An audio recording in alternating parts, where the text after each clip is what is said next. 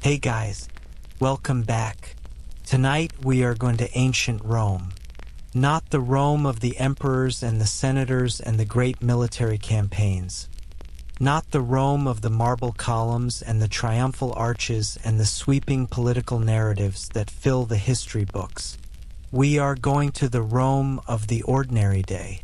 The Rome of the street vendor selling hot food from his counter at dawn. The Rome of the apartment building where 6 families lived on top of each other in varying degrees of comfort and discomfort. The Rome of the public bath where the city's population gathered every afternoon to wash and gossip and do business and argue about the chariot races. We are going to the Rome of approximately 100 CE, the height of the Roman Empire under the Emperor Trajan, when the city of Rome had a population of perhaps 1 million people and was the largest, noisiest, most crowded, most cosmopolitan city in the Western world. And before we begin, let me tell you 3 things that will stay with you through this entire story. First, the city of Rome in 100 CE had approximately 150 street food establishments for every private kitchen. The overwhelming majority of the city's population, the people who lived in the multi-story apartment buildings called insulae that housed most of Rome's million residents, did not have kitchens.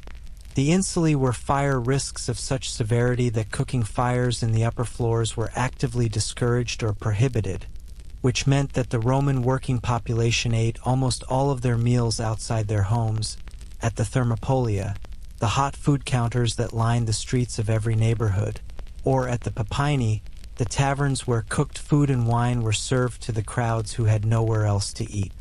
The Roman street food culture was not a convenience or a novelty. It was the primary food system of the world's largest city. Second, Rome in 100 CE was louder at night than during the day.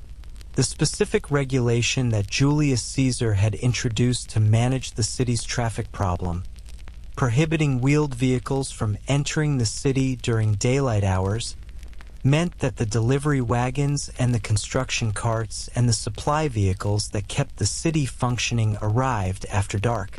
The Roman who went to sleep in his apartment was going to sleep in a city where the streets below were filled with the sound of iron-rimmed wheels on stone paving, the shouts of cart drivers, the complaints of oxen, and the general noise of a city receiving its daily supply of goods in the darkness.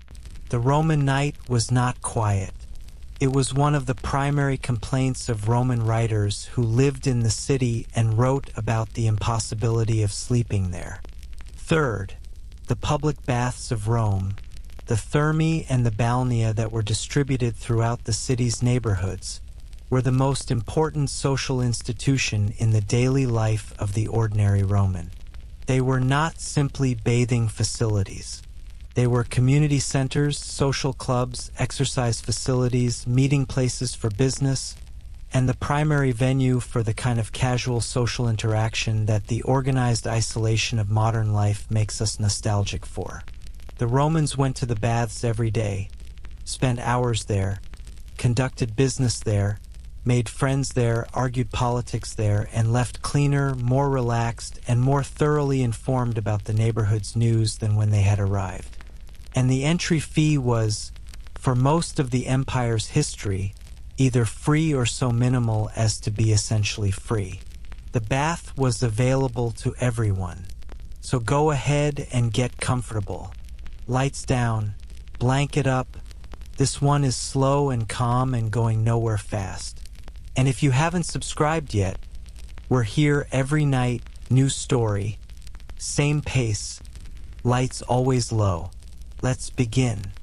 Rome in 100 CE was the capital of an empire that stretched from Scotland in the north to Egypt in the south, from Portugal in the west to Mesopotamia in the east. It governed a territory of approximately 5 million square kilometers containing a population of perhaps 60 to 70 million people, approximately a quarter of the world's total population at that time. The logistics of governing this territory, of maintaining the roads and the armies and the administrative apparatus that kept it functioning as a single political unit, were organized from the city on the Tiber that had grown from a small hilltop settlement in the 8th century BCE to the world's largest city over the course of approximately 8 centuries. The physical Rome of 100 CE was a city of extraordinary architectural ambition and extraordinary residential density. The great monuments, the Colosseum, completed in 80 CE, the Forum of Trajan, under construction at the time of our story, the Pantheon in its original form, the Circus Maximus, the great temples and the triumphal arches were the public face of the city, the expression of imperial power in architectural form. But behind and around and between these great monuments were the neighborhoods where Rome's million residents actually lived. The dense warrens of streets and alleys where the insulae rose 6 and 7 stories above the paving stones, where the thermopolia sold their hot food from dawn to midnight, where the craftsmen's workshops opened directly onto the street, where the noise and the smell and the energy of a million people living in close proximity created a specific urban atmosphere that the ancient sources describe with a combination of pride and exhaustion. The city was organized into 14 administrative regions under Augustus, subdivided into approximately 265 vici, neighborhoods, each with its own local administration, its own local shrine to the Lares Compitales, the gods of the crossroads who protected the neighborhood, and its own specific character shaped by the specific mix of occupations and social classes that had settled there. The Subura, the valley between the Esquiline and Viminal hills, was one of the most densely populated and most notorious neighborhoods, associated in the ancient sources with the specific combination of extreme poverty, extreme noise, and the specific dangers that came from living in the highest and most precarious floors of the tallest insulae. The Aventine Hill had a different character. The ancient sources suggest a neighborhood that was somewhat more orderly, with the specific social mix of the middle and lower classes that distinguished it from the aristocratic neighborhoods of the Palatine Hill, where the great houses of the senatorial class occupied the same territory that the imperial palace had gradually absorbed. Let's begin the day. Let's begin in the specific darkness of the Roman night that preceded the dawn, in one of the insulae of the Subura, with one of the million residents of the world's greatest city waking to the sounds that the Roman night produced. Before dawn in Rome, the night that never ended and the morning that began anyway. The Roman night was loud. This needs to be established before we can understand the Roman morning, because the morning began in the specific context of a night that had not been quiet and that was only gradually becoming less noisy as the dawn approached. The wheeled traffic that Julius Caesar had banned from the city streets during daylight hours began its work as the sun set and continued through most of the night. The delivery wagons that brought food to the markets, the construction carts that moved building materials to the multiple construction sites that the eternally building Roman state was always maintaining, the supply vehicles that stocked the warehouses along the Tiber. All of these moved through the city streets in the darkness, their iron-rimmed wheels clattering on the stone paving, their drivers shouting at each other and at the pedestrians who were still in the streets at midnight, their oxen and mules adding their own voices to the general noise. The satirist Juvenal, writing in approximately the same period as our story, described the impossibility of sleeping in Rome with the specific exasperation of someone who had experienced too many sleepless nights. The wagons, he said, as they took the bends of the narrow streets, the shouting of the drivers stuck in a traffic jam, would make sleep impossible for even a deaf man or a lazy sea calf. The specific detail of the narrow street bends, the curve that a heavy wagon had to navigate at low speed, the wheels scraping on the stone curb, the driver leaning out to see the clearance, is a specific urban detail that tells you something real about the experience of living in Rome. The person waking in the early morning in an insula in the Subura was waking in an apartment that was, by modern standards, quite small. The insulae, the multi-story apartment buildings that housed the majority of Rome's population, were built to maximize the number of units per unit of land, which meant that the individual apartments were compact and the building itself was tall. The ground floor of the insula was typically commercial, shops that opened directly onto the street, their wooden shutters removed in the morning to reveal the specific goods and services that the shopkeeper offered. Above the ground floor were the residential floors, with the apartments becoming smaller and cheaper as they ascended. The ground floor apartments were the most desirable. They had higher ceilings, thicker walls, and direct street access. The upper floors, the fourth, fifth, sixth stories where the poorest residents lived, were the least desirable. Smaller, hotter in summer, colder in winter, harder to reach, and most exposed to the specific danger of the insula fire. Fire was the great terror of the Roman urban population, and its specific presence in the daily life of the insula resident was constant. The insulae were built primarily of wood in the earlier periods of Roman history, and even the later brick-faced versions had significant wooden internal elements: floors, staircases, internal walls, the roof structure. A fire in an insula could spread with extraordinary speed, and the limited firefighting capabilities of even the organized vigiles, the watchmen who served as Rome's combined fire brigade and night police, meant that an insula fire was frequently fatal for the residents of the upper floors who could not escape quickly enough. The morning light in the insula apartment was limited. The windows, unglazed in most apartments, covered with wooden shutters or with oiled linen that admitted light while blocking wind, were small enough to be opened and closed without structural concerns, which meant they were not large enough to flood the interior with light. The specific quality of light in the Roman insula in the early morning was the dim, angled light of the sun, not yet high enough to reach the narrow streets below, filtered through whatever was covering the window opening. The Roman who woke in this apartment woke to several immediate sensory realities: the sound of the street below, the tail end of the night's traffic, the first sounds of the morning's activity beginning as the shopkeepers on the ground floor began removing their shutters, the smell of the apartment itself, the specific smell of multiple people sleeping in a small space, the residual smell of the previous evening's food, if any had been eaten in the apartment, the general smell of the city that permeated every space in Rome with a combination of wood smoke, food cooking, animals, and the specific organic smell of 1 million people living in close proximity. The cold of the early morning. Rome's climate is Mediterranean, which means mild winters rather than severe ones, but the early morning in a Roman insula before the sun was up was cold enough to make leaving the bed a decision rather than an automatic act. The Roman bed, the lectus, was a wooden frame strung with ropes or leather straps that supported a mattress of wool or straw. The mattress was covered with linen sheets and wool blankets, the specific quality of these varying with the resident's economic situation.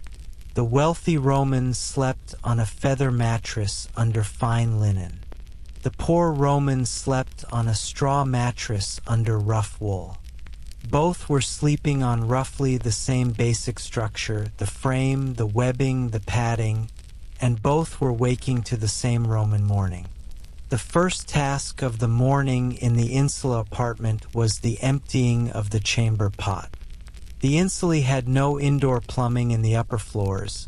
The ground floor might have access to a shared latrine facility, but the upper floors managed their waste through the chamber pot, whose contents were supposed to be emptied into the large clay vessels placed at the base of the stairs for collection.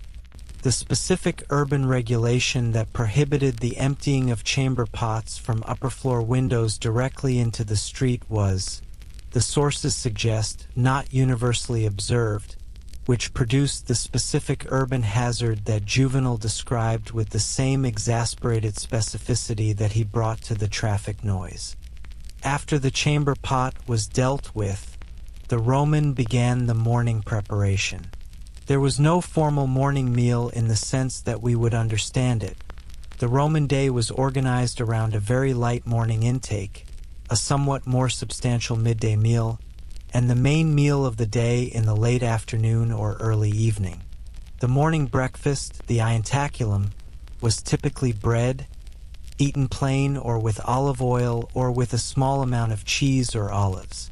It was consumed quickly, often standing, often while moving through the city toward the day's first obligations. It was not a meal in the sense of a sit-down social occasion. It was fuel for the morning's work. The bread that the Roman ate for breakfast had almost certainly not been made in the apartment. The bakeries of Rome, the pistrina, the combined bakery and mill operations that were one of the most important commercial establishments in any Roman neighborhood, operated through the night, starting the ovens in the darkness and producing the loaves that would supply the neighborhood's population from dawn onward. The smell of baking bread from the pistrinum was one of the characteristic smells of the Roman morning, the warm, yeasty smell of the ovens mixing with the sharper smells of the street. The Roman street, a world lived outdoors. The Roman street in the early morning was a specific environment that deserves careful attention, because the street was not simply a means of getting from one place to another in Rome. It was the primary social and commercial space of the city's daily life, the place where most of the city's activities actually happened.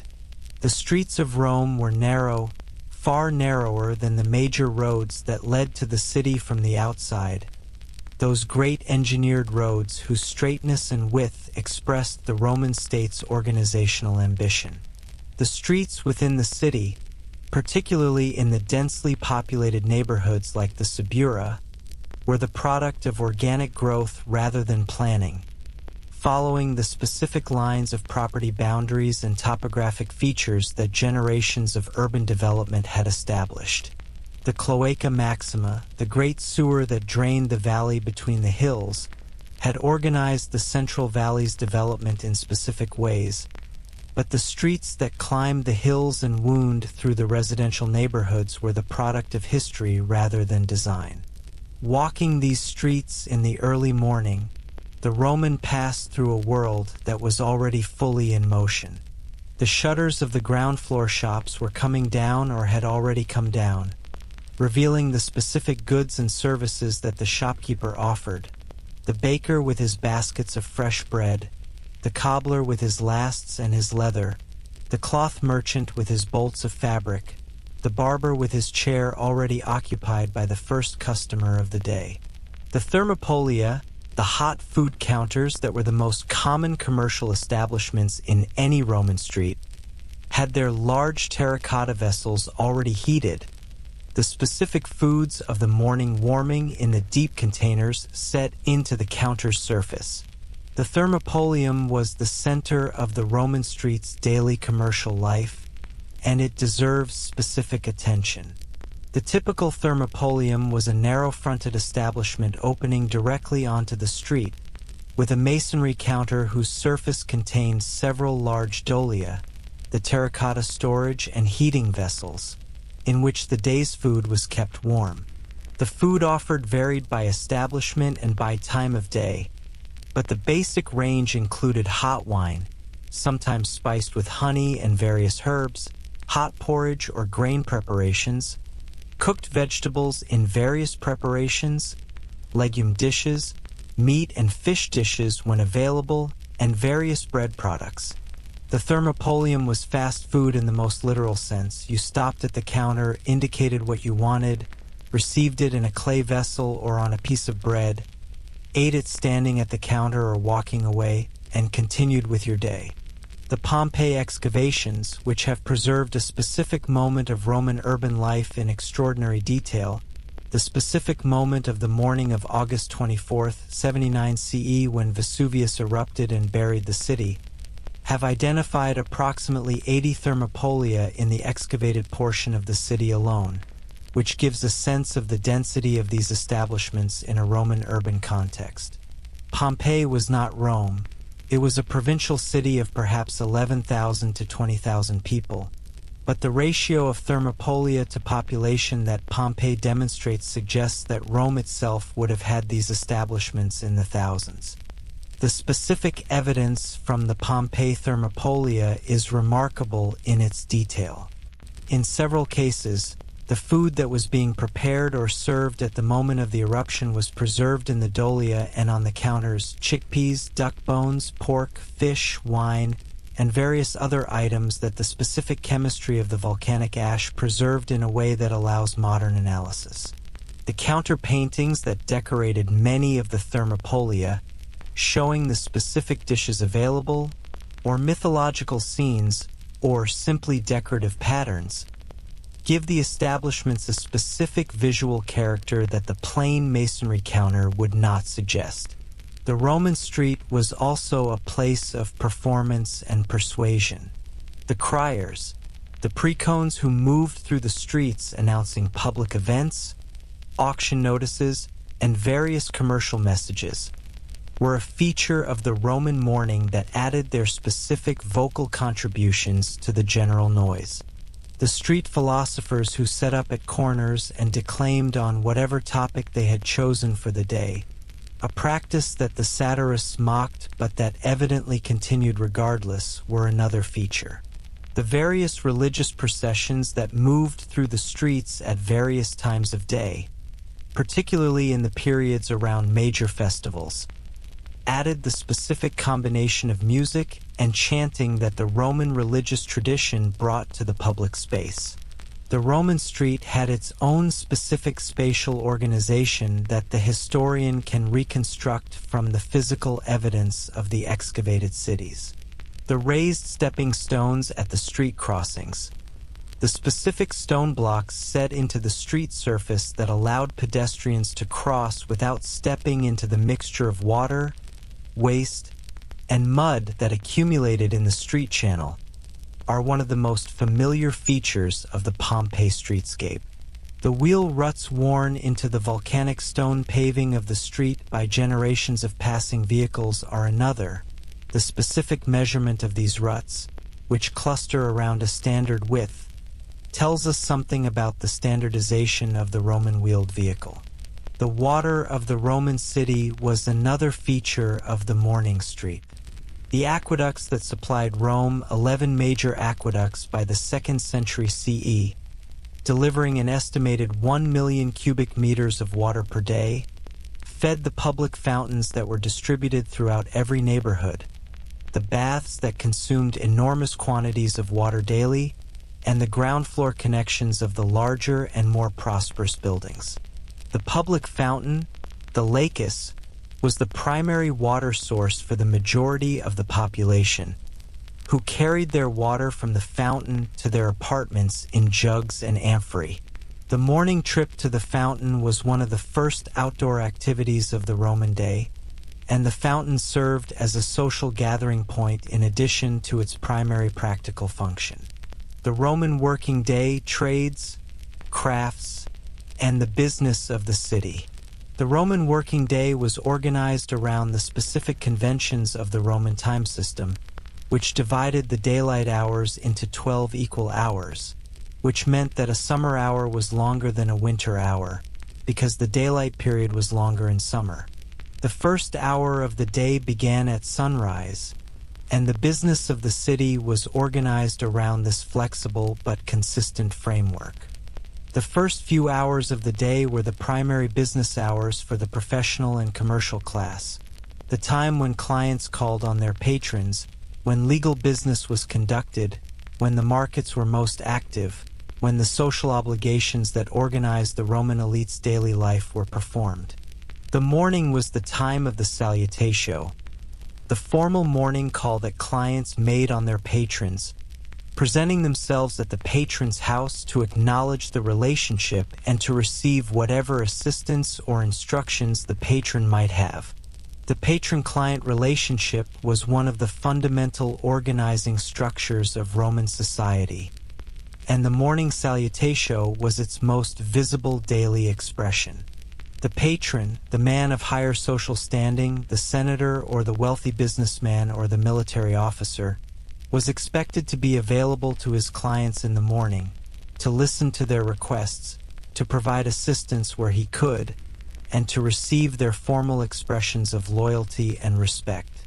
The clients, the men of lower standing who depended on the patron's influence for their economic and social welfare, were expected to present themselves in appropriate dress at the patron's door in the early morning and to wait their turn for the specific brief audience that the patron's schedule allowed.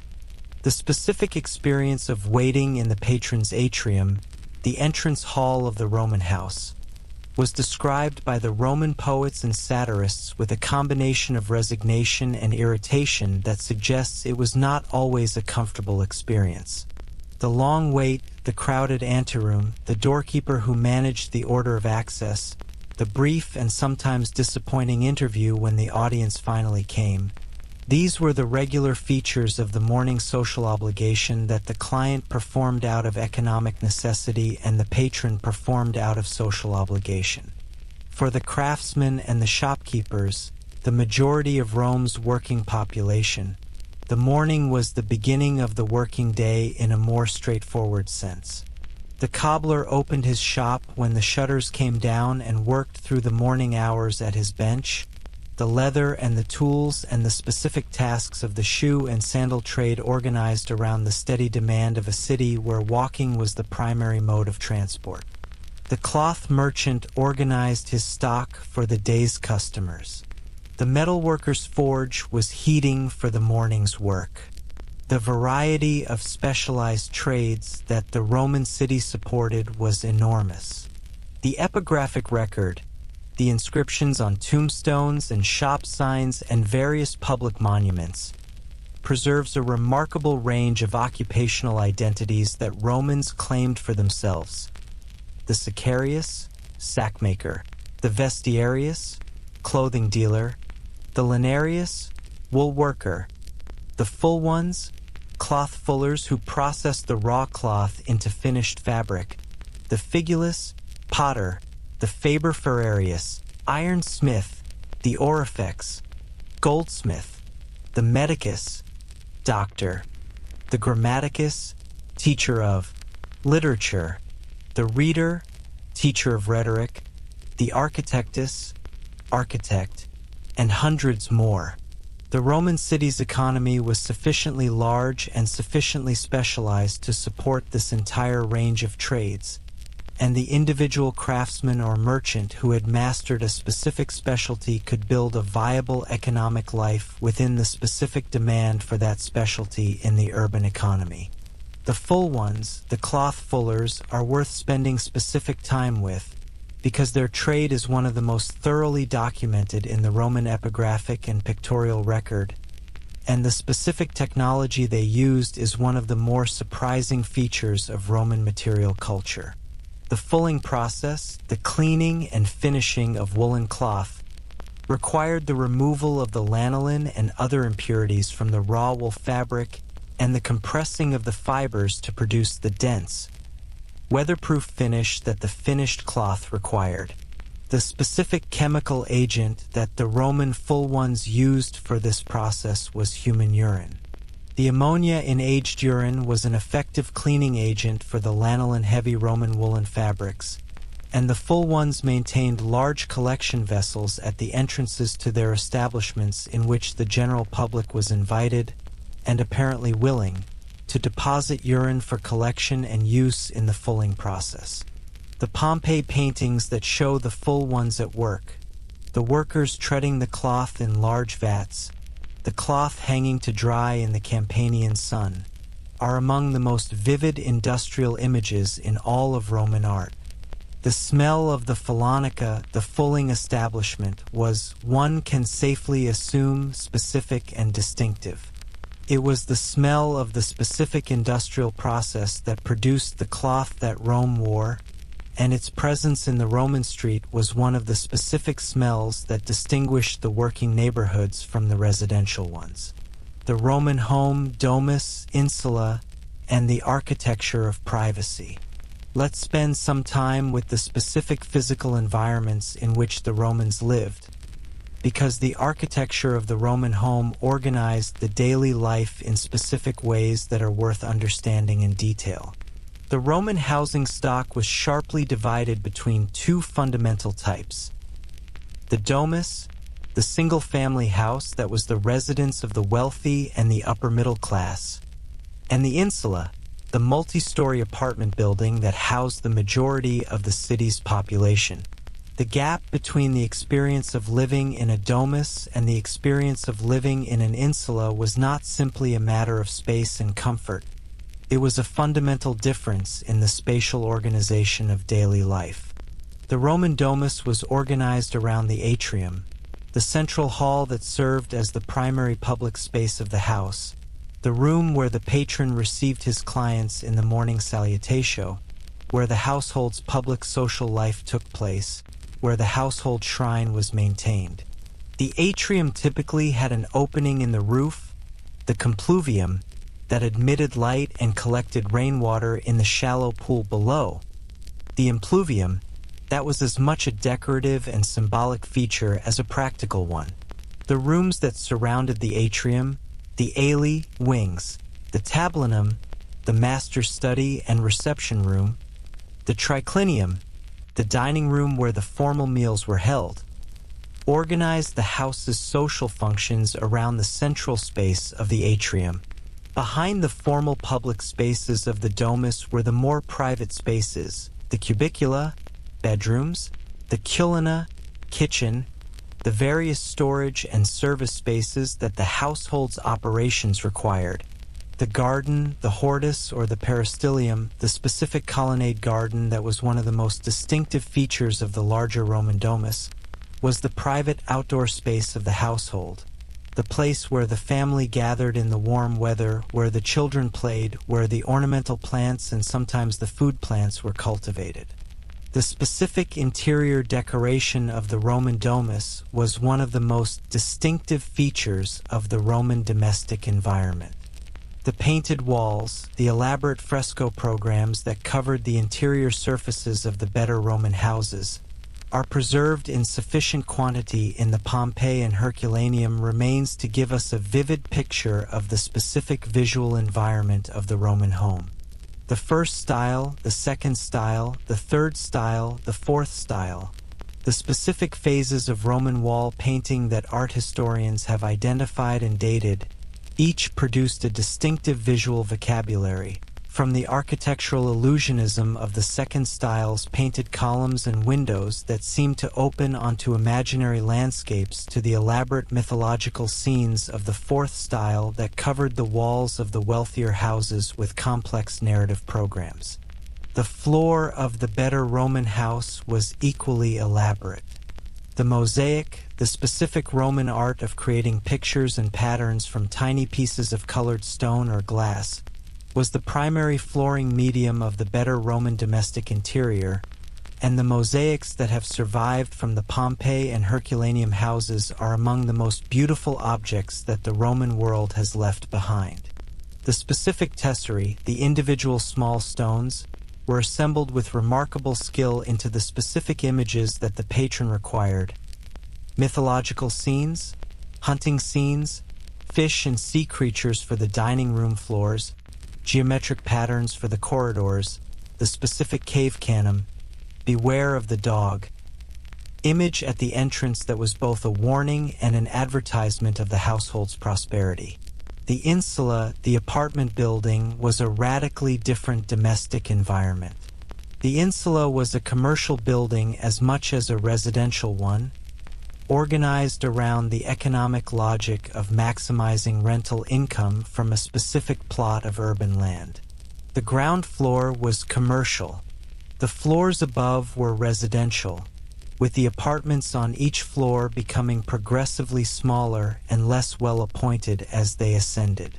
The ground floor apartments, the most desirable, might have 4 or 5 rooms, decent ceiling height, access to the ground floor courtyard or garden if the building had one, and the specific amenity of being close to street level in a city where climbing stairs was the alternative. The top floor apartments might have a single room, a very low ceiling, no heating provision, and the specific challenge of climbing 6 or 7 stories of stairs multiple times a day. The specific amenities that the insula provided were minimal by modern standards and by the standards of the domus. There was no private water supply in most insulae. The residents carried water from the public fountain. There was no private sanitation in the upper floors. The chamber pot was the solution, with the collection vessels in the stairwell providing the disposal mechanism. There was no central heating. The small charcoal brazier that the resident could afford was the heat source in the cold months, with the specific dangers that portable heating always brings in an enclosed space. There was no private kitchen in most upper floor apartments. The thermopolium was the solution. What Romans ate, the full picture of the Roman table. The Roman diet was more varied and more sophisticated than the simple bread and porridge image that sometimes appears in popular accounts, and the specific evidence for what Romans ate, from the literary sources, the archaeological remains, the carbonized food remains at Pompeii, the analysis of human remains, gives us a detailed and interesting picture of the Roman food culture. Bread was the foundation. The Roman bread, made from various grades of wheat flour, leavened with sourdough starter, baked in the wood-fired ovens of the pastrini, was available in a remarkable range of types. The white bread made from the most refined flour was the prestige bread, the bread of the wealthy, the bread that appeared on the tables of the senatorial class. The dark bread made from less refined flour, or from emmer wheat rather than the better quality triticum, was the bread of the working population. The specific bread shapes documented in the Pompeii bakery remains, round loaves divided into 8 segments by the specific scoring of the dough before baking, are one of the most recognizable images of Roman food culture, familiar from the relief sculptures and the actual carbonized loaves that the eruption preserved. The Roman relationship with grain was formalized by the annona, the grain distribution system that provided a specific monthly allocation of grain to the citizens of Rome who were registered for the dole. The number of recipients of the grain dole at various periods in the empire's history was approximately 200,000 people, roughly a fifth of the city's population, and the specific quantities allocated were approximately 35 kilograms of grain per month, which was sufficient for the individual's basic caloric needs with some surplus. The grain dole was one of the most important features of the Roman social contract between the state and the urban population, and its distribution was a monthly event of considerable social significance. The garum, the fermented fish sauce that was the primary condiment and flavor enhancer of the Roman kitchen, deserves specific attention because it was one of the most distinctive features of the Roman culinary tradition and one of the most important commercial products of the Roman economy. Garum was made by fermenting small fish, typically anchovies or mackerel, in large vessels with salt, allowing the fermentation to proceed for weeks or months, and then collecting the liquid that the process produced. The result was a dark, intensely flavored liquid that the Romans used in the same way that modern cooks use soy sauce or Worcestershire sauce, as a background flavor enhancer that added depth and complexity to dishes without declaring itself as a specific ingredient. The production of garum was an important commercial industry. concentrated in specific areas along the Mediterranean coast where the small fish that were the primary ingredient were available in abundance.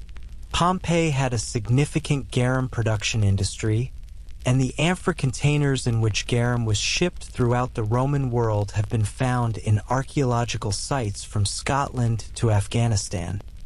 Evidence of the genuine pan-Mediterranean commercial network that Roman trade represented. The olive oil was the other universal cooking medium and condiment of the Roman kitchen. The olive trees that covered the hillsides of Italy, Spain, North Africa, and the Eastern Mediterranean produced the oil that was simultaneously the Roman cooking fat, the Roman lamp fuel, the Roman skin cleanser for the baths, and a significant commodity in the Roman trade networks. The specific grades of Roman olive oil, the first cold pressing oil that was the finest quality, the subsequent pressings of decreasing quality, the final heat pressing that produced the lowest grade oil used for lamps and industrial purposes, were understood and used by the Roman population with the specific knowledge of people for whom olive oil was a daily necessity rather than a luxury. The Roman cuisine that the literary sources describe, particularly the cookbook attributed to Apicius, which is probably a compilation of recipes from the 1st and early 2nd centuries CE, is a cuisine of remarkable complexity and sophistication, combining sweet, sour, salty, and spicy elements in ways that reflect the specific culinary aesthetic of the Roman educated class. Dishes combining fruit and meat, the specific combination of garum and honey that appeared in numerous preparations, the elaborate spice mixtures of pepper and cumin and coriander and various other spices that the Roman trade networks brought to Italian kitchens. All of these reflect a culinary tradition that was genuinely innovative rather than simply practical. The specific food of the ordinary Roman, the food that was available at the thermopolium and that constituted the daily diet of the working population, was somewhat simpler than the Apicius recipes. Porridge made from grain, the pulse that was the historical foundation of the Roman diet, the preparation that the earliest Romans had lived on before the bread tradition became dominant, remained a significant part of the ordinary diet. Legumes, lentils, chickpeas, fava beans were the primary protein source for the population that could not afford meat daily. Olives and olive oil were universal. Cheese, particularly the fresh soft cheeses made from sheep and goat milk, was a regular part of the diet. Meat was available but expensive for the ordinary population, and the Roman working class ate it less frequently than the prosperous middle class and the wealthy. The specific occasions when meat was more broadly available were the great public festivals, particularly the spectacular games at the Colosseum and the Circus Maximus, which were accompanied by public distributions of food including meat, and the various religious sacrifices that took place throughout the year, the meat from which was distributed to the public after the specific portions reserved for the gods had been set aside. The wine was universal. The Roman who did not drink wine was a Roman who was drinking water, which was acceptable but not the norm. The specific risks of water in an ancient city, where the sources were inevitably contaminated to some degree, made the mild antibacterial properties of wine a practical consideration alongside the social and pleasurable ones. The Roman wine was typically mixed with water in proportions that varied by the occasion and the quality of the wine. Drinking wine unmixed was associated with barbarian excess and was not the Roman norm. The specific grades of Roman wine ranged from the precious vintages of the best Italian vineyards that the wealthy collected and discussed with the obsessiveness of the modern wine connoisseur, to the thin acidic table wine called Posca that the soldiers drank and that was essentially vinegar diluted with water. The Roman baths, the social institution that defined the city. Let's go to the baths.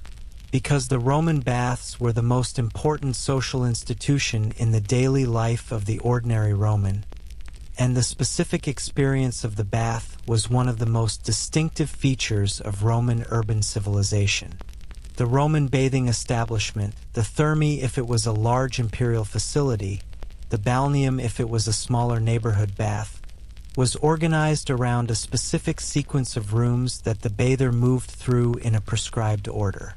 The apodyterium was the changing room where clothing was stored, typically in the specific niches or on the benches that lined the walls. The frigidarium was the cold room with its unheated pool of cold water. The tepidarium was the warm room, heated to a comfortable intermediate temperature. The caldarium was the hot room, the primary bathing space, heated to a temperature that the Roman sources describe as considerable and that the archaeological evidence of the hypocaust, the underfloor heating system that was the remarkable Roman engineering achievement that made the heated bath possible, confirms as genuinely hot. The hypocaust was the specific technology that made the Roman bath the institution it was. The space under the floor of the heated rooms was structured to allow hot air from the furnace, the prefernium, to circulate, heating the floor from below. The walls were also heated through hollow box tiles that carried hot air up from the floor-level passages. The result was a room that was heated from all surfaces simultaneously, floor, walls, and the air itself, producing the specific enveloping heat of the Roman caldarium that the ancient sources describe with the specific vocabulary of physical sensation.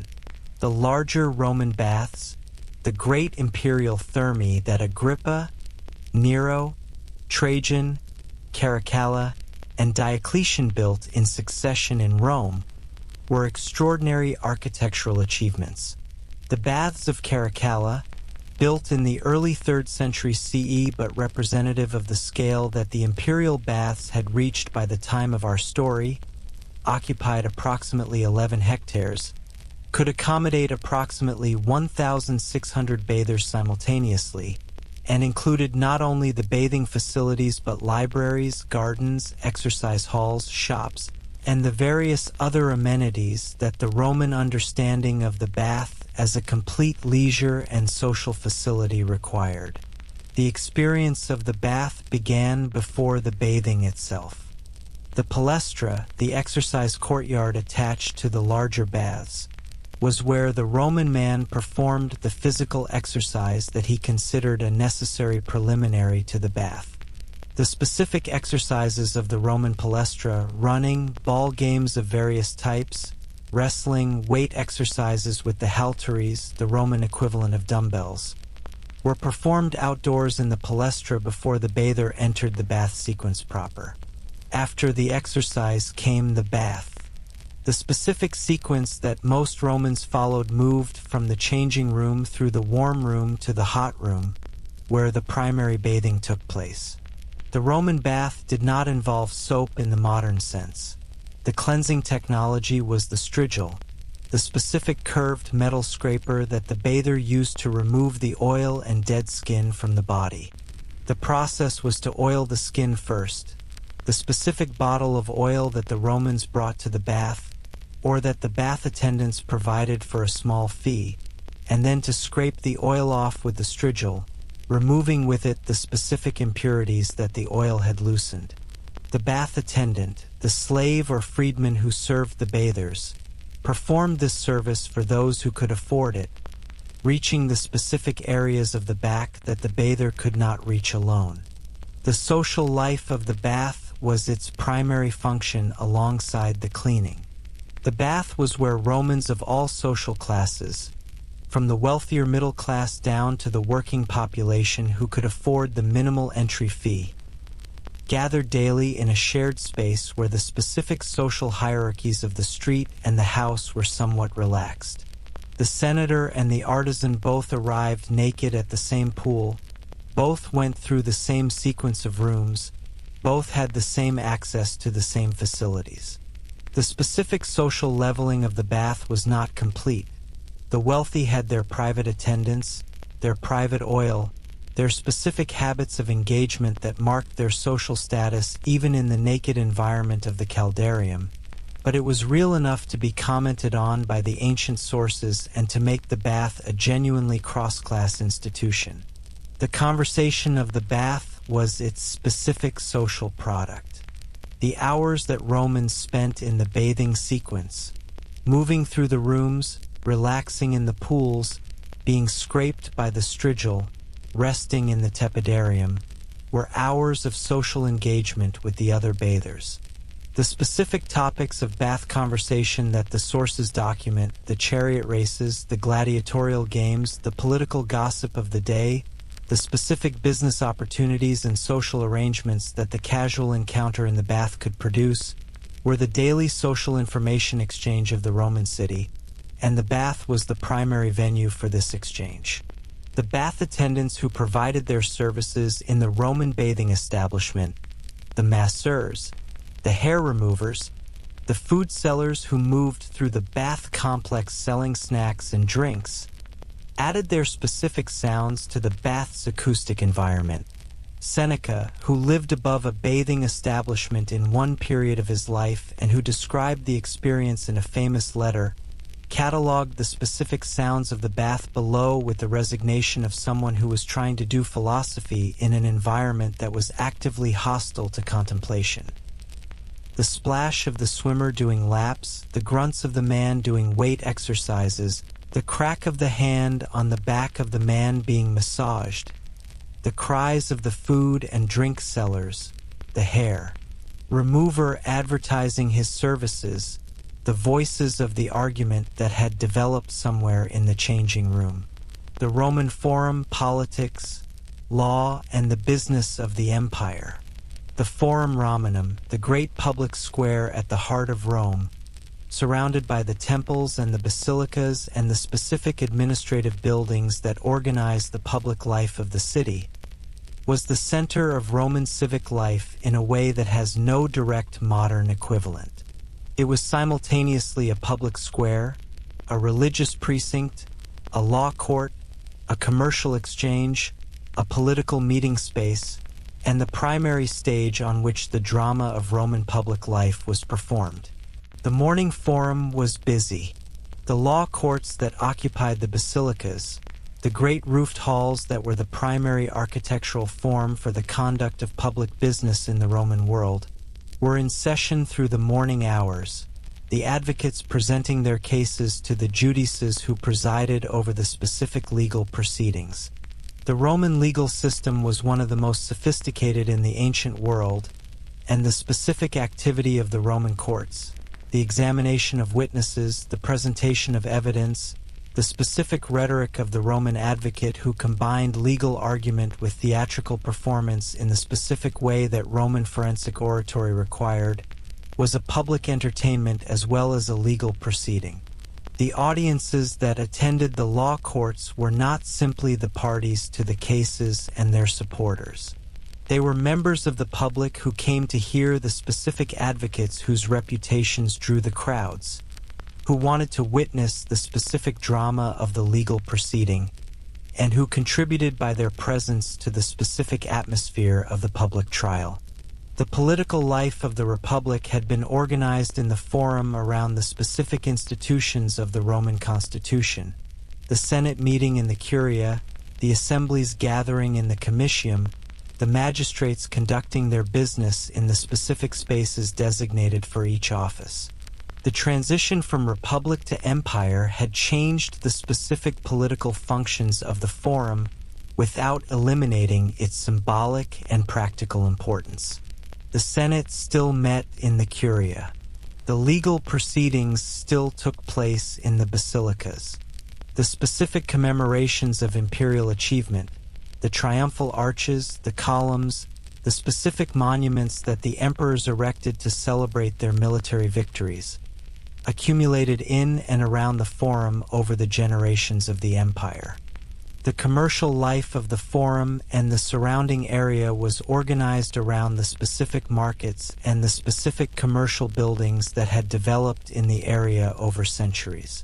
The Forum of Trajan, the extraordinary architectural complex that was under construction at the time of our story, and that would be completed around 113 CE, included the Mercati di Traiano, the great commercial complex built into the hillside of the Quirinal that was effectively a shopping center, with approximately 150 individual shops arranged on 6 levels and selling a remarkable range of goods. The specific commercial life of this complex, the spice merchants, the wine sellers, the oil sellers, the various specialty food sellers, was organized in a specific spatial arrangement that made logical commercial sense, with related trades grouped together in specific sections of the complex. Roman religion, the gods in daily life. The Roman religious life was not organized around a single revealed text or a single theological system in the way that later Western religious traditions would be. It was a polytheistic system of remarkable flexibility, organized around the specific cults of specific deities whose domains were specific and whose favor could be sought for specific practical purposes. The morning began with a religious act in the Roman household. The household shrine, the lararium, typically a small aedicula, a miniature temple structure, or a painted niche in the kitchen or the atrium, held the images of the lares, the household gods who protected the family and the specific physical space of the house, and the Penates, the gods of the household stores and supplies. The morning offering, a small amount of food, some incense, the specific ritual gestures of the morning prayer, was the first religious act of the day, performed before the household's practical activities began. The lares were not abstract theological concepts. They were specific divine beings who lived in the specific house, who were interested in the specific welfare of the specific family, and whose favor could be maintained through the specific daily acts of attention that the Roman household practice prescribed. The Roman who passed the lararium without performing the morning prayer was not simply being irreligious in an abstract sense. He was being rude to the specific beings who lived in his house and who had a direct interest in how the household was managed. Beyond the household gods, the Roman religious world was populated with an enormous range of divine beings, the 12 great gods of the Olympian pantheon, the specific tutelary deities of specific trades and activities, Vulcan for metalworkers, Mercury for merchants, Ceres for grain, the deified emperors who were added to the divine roster after their deaths, the specific foreign gods whose cults had been imported into Rome from the various territories that the empire encompassed. The Roman approach to this diversity was essentially inclusive. The Roman religious system had a proven capacity to absorb new gods rather than to exclude them, adding the specific deities of conquered peoples to the divine roster rather than suppressing them. The temples of Rome were the physical expressions of the city's divine relationships, and they were distributed throughout the city in the specific arrangement that centuries of religious building had produced. The Capitoline Hill, the most sacred hill of Rome, the site of the great temple of Jupiter Optimus Maximus that was the symbolic center of Roman religious life, was visible from much of the city, and the specific ceremonies conducted there, particularly the triumphal processions that concluded at the Capitoline Temple, were the most publicly visible expressions of the Roman state religion. The festivals of the Roman religious calendar, and there were many, organized around the specific sacred dates of the various cults that the Roman calendar recognized, were public events that punctuated the working year with their celebrations. The Saturnalia, the festival of Saturn held in December, the Roman festival that was the closest ancient equivalent to the modern Christmas in its specific combination of gift-giving, role reversal, and communal feasting, was one of the most widely celebrated, characterized by the specific suspension of the normal social hierarchies. Masters and slaves ate together. Gifts were exchanged in all directions. That made it one of the most anticipated events of the Roman year. Roman children growing up in the city. The Roman child was born into a specific legal situation that was quite different from the modern one. The Roman father, the paterfamilias, had the legal power of life and death over his children at birth. The specific practice of exposure, leaving an unwanted infant outside to die or to be picked up by whoever found it, was legally available to the Roman father, and the specific evidence of the papyri from Roman Egypt and various references in the Latin sources suggests that it was practiced, particularly for female infants and for infants born with visible disabilities. The Roman child who survived this initial determination entered a childhood that was in some respects more serious and in some respects more protected than the modern childhood of the developing world. The specific toga praetexta, the toga with the purple border that Roman boys wore until the age of approximately 16, when they put on the plain toga virilis of the adult, was a visible marker of the child's protected legal status, and the specific ritual of the toga ceremony when the boy put on the adult toga was one of the most significant ceremonial transitions in the Roman male life. The Roman child's education was organized in specific phases that depended on the family's social and economic position. The child of the poor family received no formal education. The primary education was the practical education of the trade or the farm, learned by working alongside the parent or the master. The child of the moderately prosperous family might attend the elementary school, the ludus, where a teacher, the literator, taught reading, writing, and basic arithmetic. The child of the wealthy family might continue to the grammaticus for the study of literature and the reader for the study of rhetoric. The specific school experience of the Roman child was not particularly comfortable. The schools were typically held in the literator's shop or in a covered portion of the forum, open to the noise and the distractions of the street. The teaching method was primarily the recitation and the memorization of specific texts, the 12 tables of Roman law, specific passages from Virgil, the Odyssey in its Latin translation, whose memorization was considered the foundation of the educated person's cultural formation. The specific punishment for failures of attention or memory was the rod, the ferula, and the sources suggest that its application was not uncommon. The play culture of Roman children is documented in the archaeological record through the specific toys that have survived, the articulated clay dolls with movable limbs, the small wheeled carts, the clay animals, the knuckle bones, the astragali from sheep and goat joints that served as the Roman equivalent of dice or jacks, the hoops and tops that appear in the pictorial record. The specific games that the literary sources mention, the various ball games, the game of nuts that was the Roman equivalent of marbles, the various games of running and jumping and mock combat, were the leisure activities of a childhood that was serious about education and practical training, but that also made specific provision for play. Roman medicine, doctors, herbs, and the management of health. The Roman medical tradition was the heir of the Greek medical tradition, the specific body of knowledge that the Hippocratic school had assembled in the 5th and 4th centuries BCE, and that the subsequent generations of Greek physicians had extended and refined. The Roman contribution to this tradition was primarily organizational and practical rather than theoretical. The Romans were systematic in their application of the existing medical knowledge and innovative in the specific institutions they created for the delivery of medical care.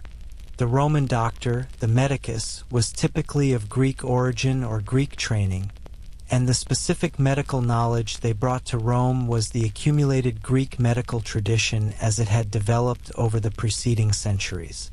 The great medical figures of the Roman period, Dioscorides, whose Materia Medica was the most comprehensive pharmacological text of the ancient world, Galen, whose prolific writings systematized the Greek medical tradition into a comprehensive theoretical and practical framework, were themselves Greeks writing in the Greek tradition even as they practiced in the Roman world. The pharmaceutical tradition, the management of illness through specific plant and animal and mineral preparations, was the primary treatment technology of Roman medicine.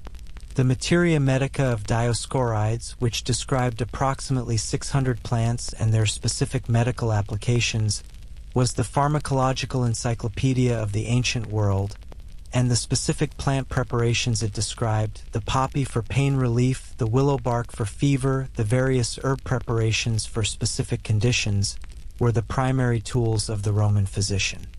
The surgical tradition, the management of traumatic injuries and specific surgical conditions through operative intervention, was one of the areas where the Roman medical tradition made genuine advances. The specific surgical instruments recovered from archaeological sites, the probes, the scalpels, the forceps, the bone saws, show a remarkably sophisticated toolkit, and the specific surgical descriptions in the Roman medical texts demonstrate a tradition of genuine operative skill. The military medicine of the Roman army, the organized medical care of the legions, was particularly advanced with the specific valetudinaria military hospitals that the legions built at their permanent camps, providing a level of organized medical care that was not matched in the civilian world until the development of modern hospital medicine. The specific health challenges of the Roman city were substantial. The density of the urban population, the specific water supply and sanitation situation of a city of 1 million people, the specific disease ecology of the Mediterranean climate, all of these created a health environment that was genuinely challenging. Malaria was endemic in the Campania, the agricultural land surrounding Rome, and in the specific marshy areas of the city itself. The various gastrointestinal diseases that contaminated water and food spread were regular features of urban life. The specific respiratory conditions associated with the smoky environment of the Roman city, where charcoal braziers in enclosed spaces were the primary heating technology, were a regular source of illness. The Roman response to illness was a combination of the medical and the religious. The specific temples of the god Aesculapius, the healing god whose primary Roman sanctuary was on the Tiber Island, conveniently accessible to the city's population, were healing sanctuaries where the sick came to sleep in the sacred precincts in the hope of receiving a divine dream that would reveal the treatment for their condition. The specific practice of incubation, sleeping in the sacred precinct to receive the healing dream, was one of the primary forms of religious medicine in the Roman world, and its coexistence with the rational medicine of the Hippocratic tradition was not seen as contradictory by the Romans who practiced both. The Roman evening, dinner, entertainment, and the night. The Roman day moved toward its primary social event in the late afternoon. The cena, the main meal of the day, which for those who could afford it was both a nutritional event and a social one of considerable importance. The Roman dinner party, the convivium, was the primary form of upper-class social entertainment and its specific organization. The specific number of guests, ideally no more than 9, the number of the muses. The specific arrangement of the dining couches around the 3 sides of the central table, the triclinium arrangement. The specific sequence of courses was a social art form that the Roman educated class practiced with the specific combination of genuine pleasure and conscious performance that characterized Roman elite social life. The cena was organized in specific phases. The gustatio, the appetizers, included the specific foods designed to stimulate the appetite, eggs in various preparations, various fish preparations, salads, raw and cooked vegetables, the specific delicacies that the host's resources and the season's availability provided. The prima mensa, the main course, was the substantive part of the meal, where the meat dishes and the more elaborate preparations appeared. The secunda mensa, the dessert course, typically included fruit, nuts, honey-based preparations, and the specific sweet dishes that concluded the meal. The wine was present throughout, managed by the specific custom of mixing it with water in proportions that the evening's specific social dynamic determined. More wine as the evening progressed, with the specific rituals of the symposium tradition, which the Romans had inherited from the Greeks and adapted to their own social purposes, organizing the drinking's social context. The entertainment of the scena could include hired performers, the specific musicians, the acrobats, the readers who read aloud from literary texts while the guests ate, the specific entertainers whose presence added their contributions to the evening. The conversation of the scena, the philosophical discussions, the literary debates, the political gossip, was considered as important as the food, and the specific conversational skills of the educated Roman were part of the social equipment that was displayed and evaluated at the dinner table. The evening entertainment available to the broader population who were not invited to the dinner parties of the wealthy was organized around the various public spaces and commercial establishments that remained active after dark. The thermopolia were busy in the evenings. The working population who had spent the day in the shops and the workshops gathered at the food counters in the evening for the hot meal that was their primary cooked food of the day. The papyni, the taverns where wine and food were served in a seated environment, were busy through the evening hours with the specific customers who preferred a slightly more organized social environment than the standing thermopolium counter. The specific leisure activities of the Roman evening included the various gambling games that the Roman population pursued with a passion that the legal restrictions on gambling, it was technically illegal except during the Saturnalia, did not effectively suppress. The dice games, the board games of various types, the specific betting on the outcomes of the chariot races and the gladiatorial games that would take place in the near future, all of these were the specific leisure activities of a population that had limited other options for evening entertainment. The theater, the specific theatrical performances of Roman comedy and tragedy and mime that took place in the permanent theaters that Rome had been building since the late Republic, was a more organized entertainment. The Roman theatrical tradition had absorbed the specific Greek theatrical forms and adapted them to the specific Roman taste, producing a theatrical culture that ranged from the sophisticated literary comedy of Plautus and Terence to the popular mime performances that the broader population preferred and that the literary sources describe with the specific condescension of the educated class toward the tastes of the masses. The night river, what Rome remembered. It is very late now. The city that never slept is at its quietest, which is not very quiet. The last of the dinner parties have concluded and the guests have made their way home through the streets, accompanied by their torch-bearing slaves whose light pushed back the specific darkness of the Roman night.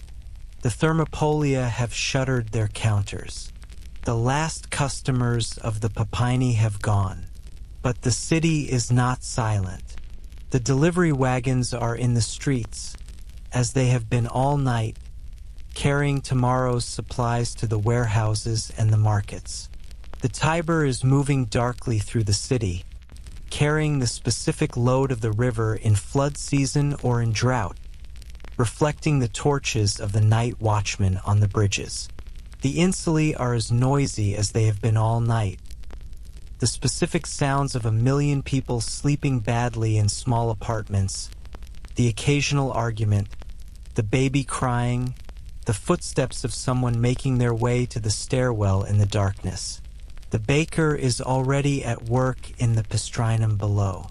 The flour has been ground, the sourdough has been active through the night, and the first loaves are going into the oven. By the time the sky begins to lighten in the east, the bread will be ready, and the Roman street will begin its daily commerce again. The soldier on guard at the city gate is watching the road that leads south to Ostia, the harbor city where the grain ships from Egypt and Africa arrive with the supplies that feed the 1,000,000 people behind him. The specific anxiety of the guard responsible for a city of 1 million people is the anxiety of the person who understands exactly what it takes to keep that many people fed, and exactly what happens when the supply fails. The eternal city is not eternal in the way the phrase implies. It has changed beyond recognition in the centuries since our story, and the specific Rome of 100 CE is gone in most of its physical details, buried under the subsequent centuries of building and destruction and rebuilding that have produced the Rome that exists today.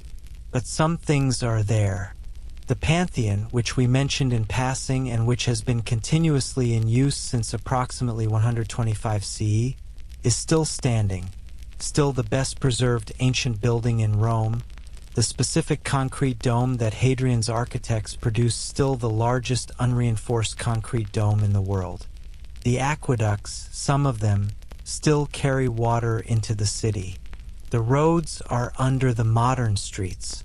The Romans who walked those streets and ate at those thermopolia and spent their afternoons at the baths are gone. But the civilization they built left its mark so deeply in the subsequent history of Europe and the world that extracting the Roman contribution from the history of the West is essentially impossible. The legal tradition, the architectural vocabulary, the literary tradition, the specific administrative and organizational innovations that the Roman state developed, all of these traveled forward through the centuries and became part of the foundation on which the subsequent world was built. The night watchman's torch is reflected in the Tiber. The baker's oven is heating. The city will begin again at first light. Sleep well. Good night.